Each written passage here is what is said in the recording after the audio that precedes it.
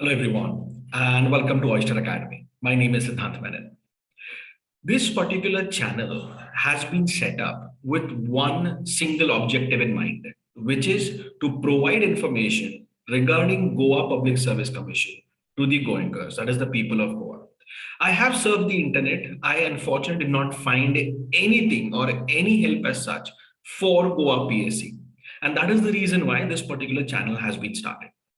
Here, I will be adding a couple of things to start with. One, what is Goa PSC, the Public Service Commission as such, the history of it, the various information for it, and the kind of exams that it conducts. Then we will be discussing all of these examinations in detail, including the syllabus for it. Beyond that, my target is to see to it that all of these exams, the basic concepts, that is how to clear these exams, what kind of books you need to read, and how you can reach the final goal of becoming a civil servant in the state of Goa, that is for the people of Goa. That is what I will be looking out for you over here. Okay, we will be discussing a variety of things over here. In everything that will be related to the examination, that is the Goa PSC. All right. But first, let's start with what Goa Public Service Commission is all about. If you look at the Indian Constitution, you would notice that under Article 315, it is very clearly stated that the central government has to have a Union Public Service Commission and the states have to have their separate public service commissions. The Public Service Commission, the role of this or the function of it, the main role is to actually go ahead and select individuals, appoint individuals to the posts that would be required or the vacancies that are there in the government services. Okay, that is point number one. Now, under Article 315, you would notice that every state has to have a Public Service Commission. Since you are a resident of Goa, you will be following the Goa Public Service Commission. All right, that is plain and simple. Now, where does this public service get its powers from? That would be under Article 320, subclause 3. Now, do you need to remember all of this? No, not really. But this is just information that your Public Service Commission is actually a constitutional body. Okay, so it is going to be there. It is not going to be taken away. So that is one huge thing that you need to remember. Second is that this Public Service Commission is required for the recruitment of civil servants. But if you notice, the Goa Public Service Commission actually recruits people for Group A and Group B positions. Okay, sometimes it does go in for Group C, but that is only when it is an emergency or utmost necessity. Only then it will go in for Group C at this point of time. Of course, later on, when they do want to choose and they want to go in for all recruitments in the state of Goa to be done through Goa Public Service Commission, it can be done so. So there is nothing stopping them either. Of course, it depends upon the government whether they want to give everything to Goa PSC or not. Now, what has happened is when Goa was liberated, at that point of time, it was a union territory. So all the positions or recruitments or promotions as such were to be done by the Union Public Service Commission or UPSC. When Goa became the 25th state of India, that is when the Goa Public Service Commission was established. And since then, we have had our own chairman, we have had our own members, and we have had our own team that would be into recruitment for the Goa Public Service Commission. And that has been doing an excellent job. To be honest, the Goa Public Service Commission has been one of the most transparent commissions that you can actually come up with. Okay, you have what we would call a CBRT examination. A CBRT examination, nothing but computer-based recruitment test. So you will go to the examination center, you have a computer in front of you, you will log in with your ID and password. And once you're done, once you're submitting your final paper as such, after you have selected the proper options, depending upon what you understand by the question and the answer that you feel, you get your score also right away. After that, the very next day, or in fact, the next working day, end of working day, the next working day, you get the entire question paper on their website with the answer key as well. And if you find any discrepancy, you can actually write a letter to the Goa Public Service Commission asking them to check the answer with the answer that you think is correct. So you have grievance handling as well.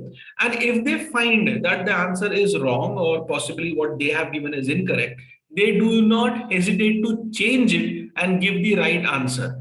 And doing so, they will also increase your marks if you have been deducted that mark. It is very transparent, it is going really well, and they're very fast as compared to the other public service commissions as well. Other public service commissions take maybe even a year for many positions to complete the examination process. After that, they even have 2 or 3 years before the people actually get their positions or are appointed. Goa Public Service Commission, I am telling you what, 5 months, 6 months, 7 months at the most when it comes to the biggest exams of JSO, that is Junior Scale Officer. Okay, this is nothing but an equivalent to a deputy collector. So this is the level that Goa Public Service Commission actually works. When looking at smaller exams or through direct recruitment, where you have it for certain positions only, let's say an assistant professor, it is done so very fast. Within a couple of months, you are even appointed as well.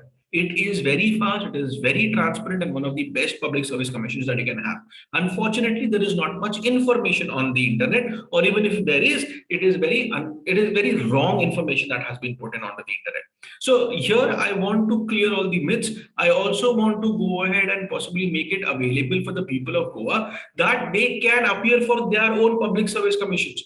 There is such a dearth of jobs right now, and these jobs, in fact, the government jobs are most sought out after. It will help this young generation of Goenkas who will be able to appear for these examinations. That is the reason why we've started this particular channel.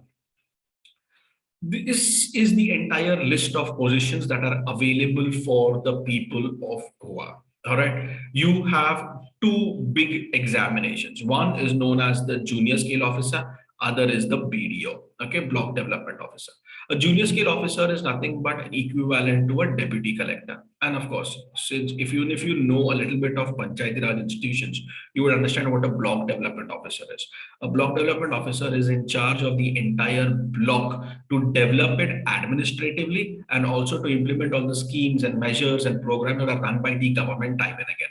So a block development officer becomes extremely important in the state of Goa. The reason being that here we have only a two-stage Panchayati Raj institution. So a BDO becomes extremely important. And this is also one of the most sought out after examinations. Now, if you read through all of this, of course, you can pause the video and go through all of this. I don't deny it. If you read through this, you would notice that Goa Public Service Commission looks out, or rather handles examinations in two methods or two ways. One, which is called as a competitive exam, okay, and the other which is called as a direct recruitment. A competitive exam and a direct recruitment. Okay, let's look at the small difference over here.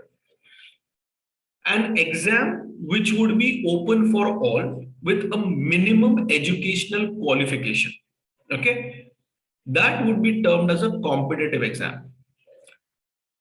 An exam which would be open for specific educational qualifications for specific posts, that would be termed as direct recruitment.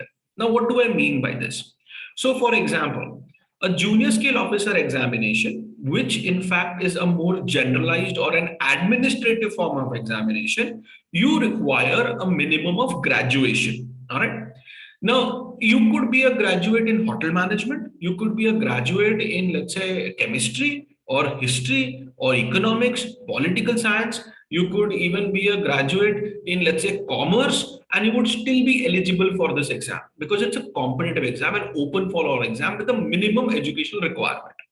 But if I want to become a gynecologist, okay, a junior gynecologist exam, or if I want to become, let's say, a medical officer, or possibly even an assistant public prosecutor, I cannot have done my graduation in hotel management or commerce to become an assistant public prosecutor.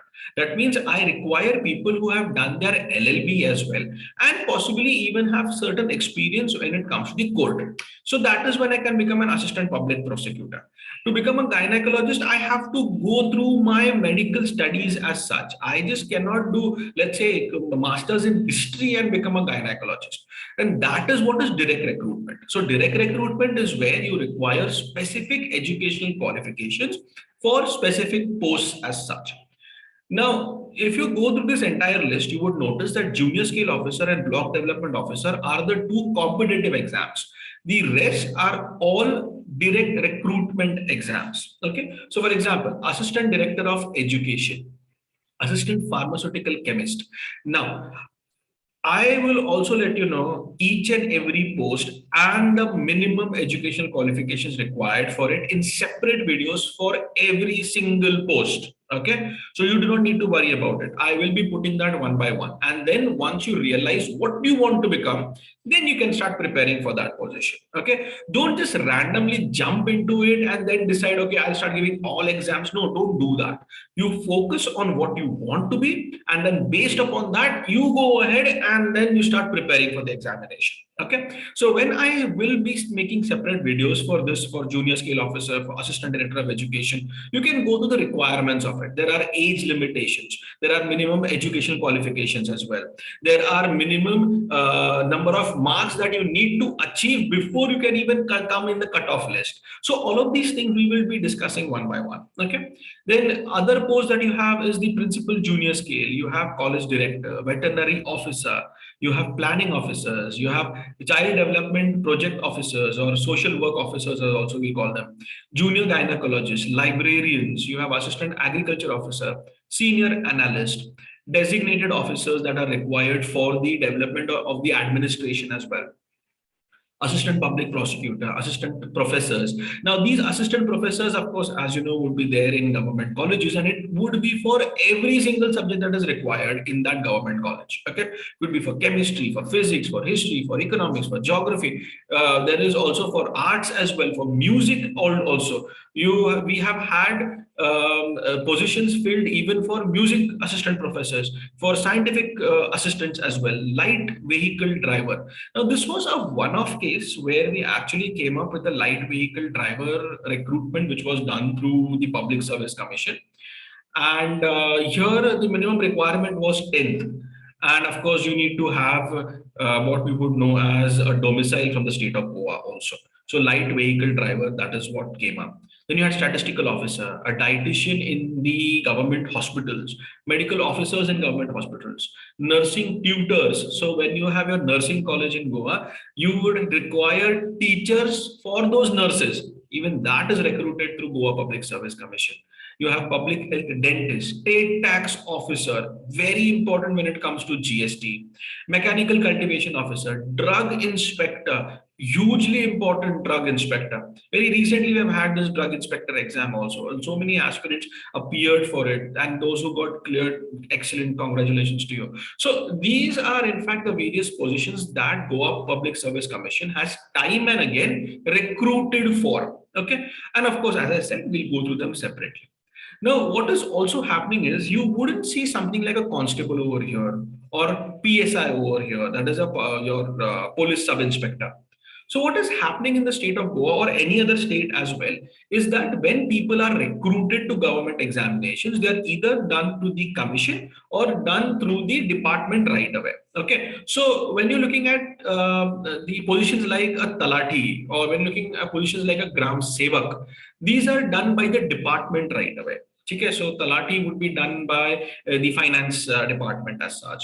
The PSI or the constable exams would be done by the police department as such. And very recently, we have had the police department conducting exams for constable and also for PSI, that is your police sub-inspector, very recently, just in the last month itself. Now, in all of this, you would notice that two ways that you can actually enter government services in the state of Goa. One is looking at the department. The second is through Goa Public Service Commission. We in this channel would be concentrating on the Goa Public Service Commission part. Okay, so these are the examinations that we will go through first. Once we are done with all of this, then as and when time permits, I will go through each and every department and I'll show you the examinations for those departments also. So being a Goan, you would not be missing out on any examination whatsoever. That is what my final goal is, to be honest. Over a period of time, I will also be putting in free sessions or free lectures, which will be related to the core subjects of each and every particular position. So even if you go to this channel, you will be able to do your studies absolutely free of cost. That is what the basic idea is over here. And once all of that is done, then once you clear, do not forget us. That's all we sort of want to do. Okay, moving on. So here we will look at two different positions. One is the junior scale officer, and we'll also compare it with assistant professor examination. Why I want to do this is because I want to compare the competitive exams with the direct recruitments. Okay, so as I said, there is something called as a competitive exam and something called as a direct recruitment exam. So competitive exam, if you remember the definition, it was nothing but where you would have a minimum educational qualification requirement and it is open for all. Okay, and direct recruitment would be specific educational qualifications for specific posts. So here we are looking at an assistant professor. Okay, and here we will be looking at a JSO. Okay, that is a junior scale officer. Also equivalent to a deputy collector. So deputy collector is the highest post that an individual can get when you are giving your state public service commissions. Okay, when you're going through UPSC and all, then you have your highest level itself, that is your highest position. Maybe on a later date we'll also do what UPSC is and all of that, maybe on a later date, but as of now let's understand this. So junior scale officer or a deputy collector, right? Okay, so what is happening is with the junior scale officer, uh, the examinations as conducted by Goa Public Service Commission, and even on their website, if you would read, it states very clearly that we could have a CBRT, or we could have a written test, or we could have a CBRT and a written test. Then we could have a physical test. We might not have a physical test, or we might have an interview. We might not have an interview. It is completely dependent upon us. Of course, it seems very random as such. The reason why it seems random is because you saw those so many posts and every single post has a separate examination. Okay, unlike in UPSC, what happens is they give you about 25, 26 positions. They take a single exam, and then depending upon your marks and your preference for the particular post, you're given those posts. Okay, that happens in UPSC. But here, because we have so many direct recruitment examinations, here what very clearly happens is that you will need to have separate positions or separate examinations for every single post. And that is what is the issue over here. And that is why you would have such mixed examinations. Or this is what really happens when you are trying to put all of these posts together. So let me explain this a bit more. So what is happening is that even if the Goa Public Service Commission says that we might have this, we might not have that, we would have this, we might not have that, we will have interview, we might not take interview. All of this is fine when you're writing it down for legal purposes. However, when you're conducting an exam, Goa Public Service Commission has a very standardized approach, which is actually very nice and transparent, as I've already mentioned before. So when looking at a JSO examination, you would have something known as a CBRT. You will also have a written test, okay? And you will have an interview. Very simple.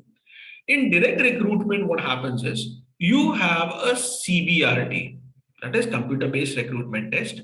And sometimes some posts might have an interview or some posts might not have an interview. Even that happens, okay?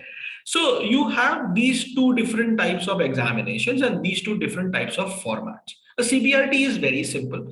You go to the examination center with your hall ticket and an ID card. And once you reach there, they check the hall ticket, they check the ID card, they assign you a system. They even give you a blank page for any form of rough work that you need to do perhaps. You need to bring your own pen, of course.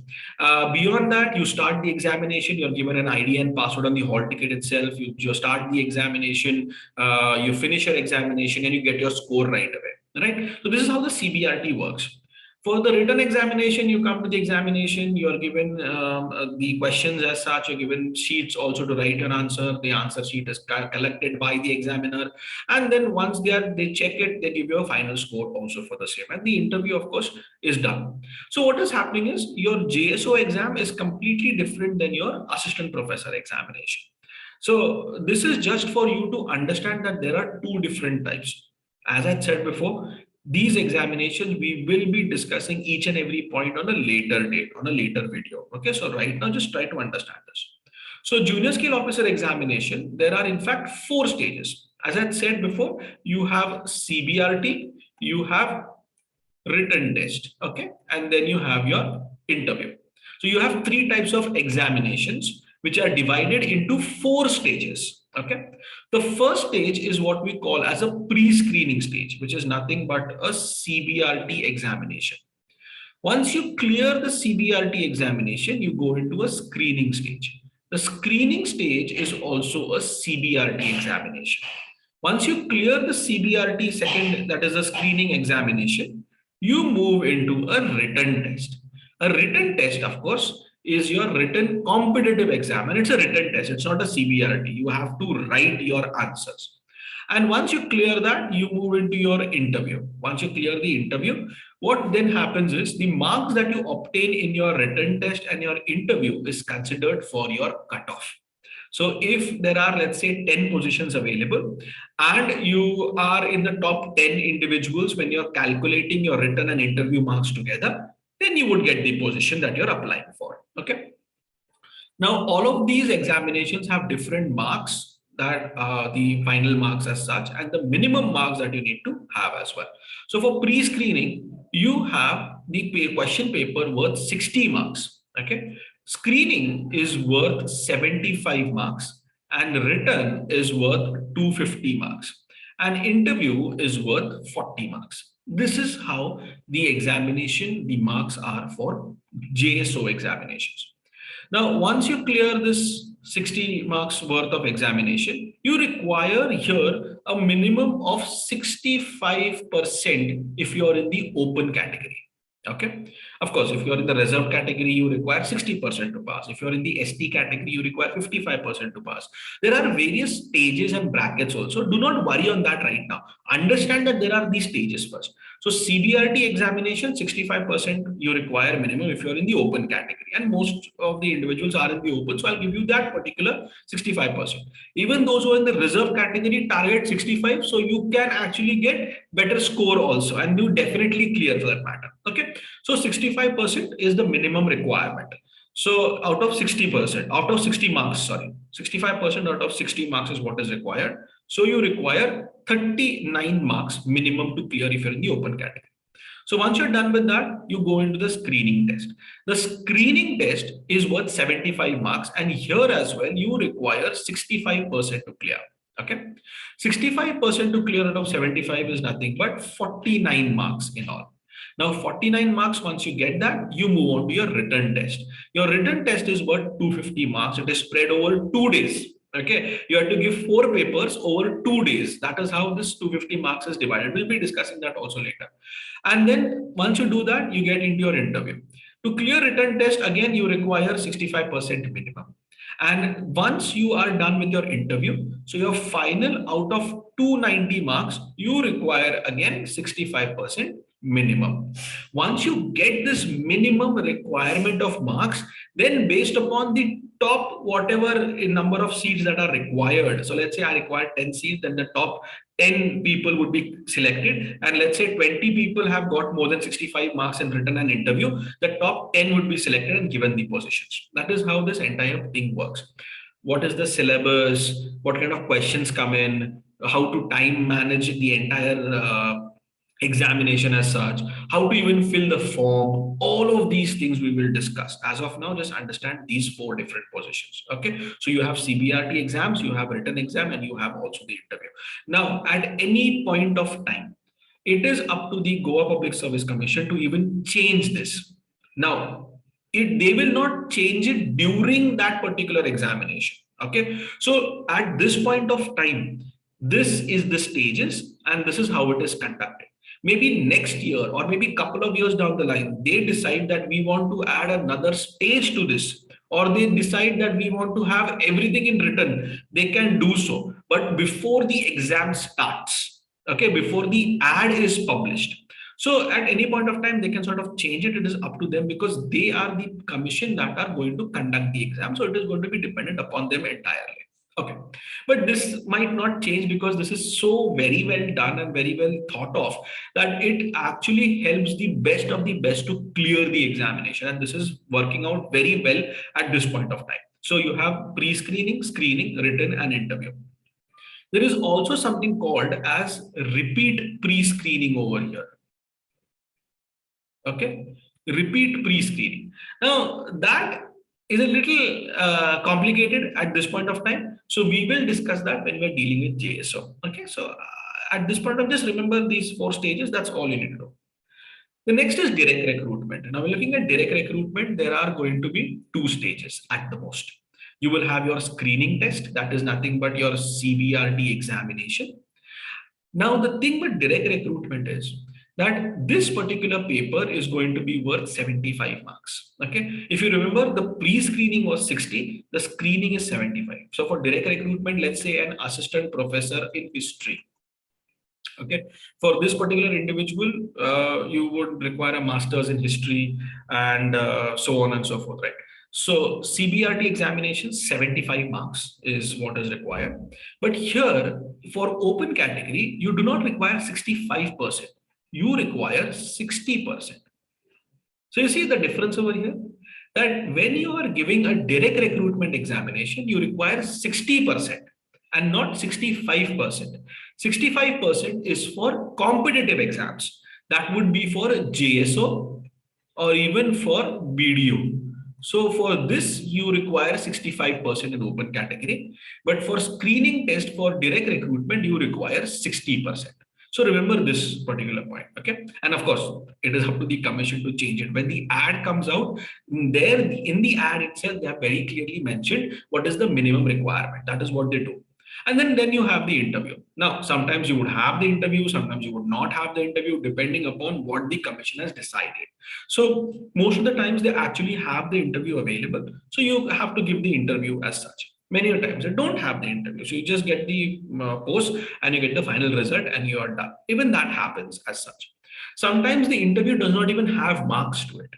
What do I mean by that? So you are, let's say you have got screening done and they call you for an interview. The reason they call you for an interview is just to check whether this person is in fact eligible in a way that whether this person can hold that the ground of that particular or understand the position as such. Because if I'm taking someone as a junior gynecologist, giving an exam is fine. I understand the person has proper knowledge of that particular field, but does the person also have proper human values? Because there is going to be so much human to human interaction when you're a gynecologist or when you're a pharmacist or when you're an assistant professor.